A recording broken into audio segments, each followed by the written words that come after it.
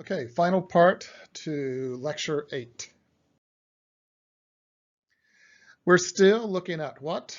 A color-filled branch of abstract expressionism, and we're introducing our second player right there. His name is Barnett Newman. And if we go back to Mark Tansey's painting, it's Newman that stands directly behind Clement Greenberg over this transfer of power from Paris to New York.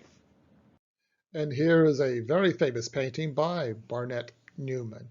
And looking at this, you can see why it's called the color-filled branch of abstract expressionism, because essentially this is a field of red color. But it's broken up by those vertical stripes there. You see those?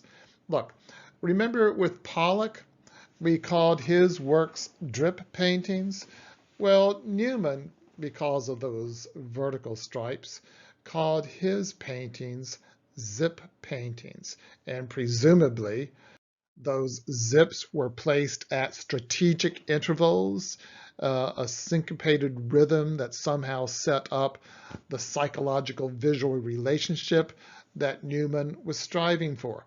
The name of the work is Vir Heroicus Sublimus. Hey, there's the concept of the sublime again. It's a Latin phrase, a little pretentious there. Translates as the heroic sublime man. So even just with the title there, you know there's more than just visuals here. There is like some sort of spiritual, philosophical, psychological content to Newman's painting.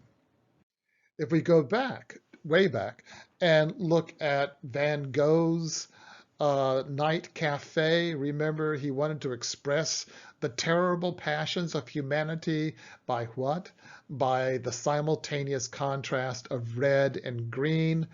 Well, look, we go to Barnett Newman here, and he's saying, look, who needs green, right? I'll just do it with red. I can express the sublime, heroic spirit of humanity just by one color, red. Who needs green, right? Hey, these paintings are huge. So, just like we saw with the other examples of abstract expressionism, pretentiously large canvases. And just like we saw before, yeah, there's going to be a bench in front of it. I don't think these guys are paying attention to the art critics. You're supposed to sit there, look at the painting, and encounter this revelation of the sublimity of our heroic, sublime nature. Maybe they'll find it somewhere else. Hey, so a whole wall is taken up by this painting, in contrast to European modernism, where you could have paced out or spaced out, all of these Cézanne's works up there. So listen, just like we've seen elsewhere and with the other branch of abstract expressionism, yes, there is spiritual, emotional content in color-filled branch of abstract expressionism. Hence the benches there. And you can't really mix up or mistake the two branches. One is all about the gesture, whether it's Pollock's drips or de Kooning's slashes.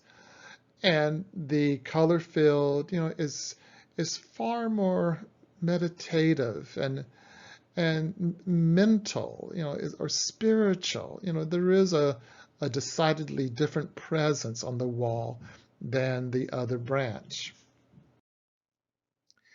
And it's all about the art critic, right? There's a saying, it takes money to make money. Well, there's another saying that says, don't use money to make money. And that's sort of the route that art criticism took, because they became, the art critics, they became the king makers, right? And they determined what important art was. I mean, that was their role in society. They would come in with their expertise and pronounce what was important. But in their analysis, they're not really using the criteria of what is good art. It's always important art, and no longer this concept of good and bad art, because now art is founded on concept and not craft. If it's craft, it's easy to judge what is good and bad. If it's concept, you know, it's to the critic to say, well, which is an important concept contribution and which is unimportant. And they were able to turn these canvases literally into pure gold. And it's interesting to contemplate how successful they were. How successful were they? Well, let's take a look at this. In 2007, this Rothko, went up for auction. How much did it bring? Over $7 million. Yeah, that's astounding. Wait a second. That doesn't sound right at all. $7 million? Oh, I see what I did. I left off a zero. It's almost $73 million. Yeah, that's important art. You better believe it.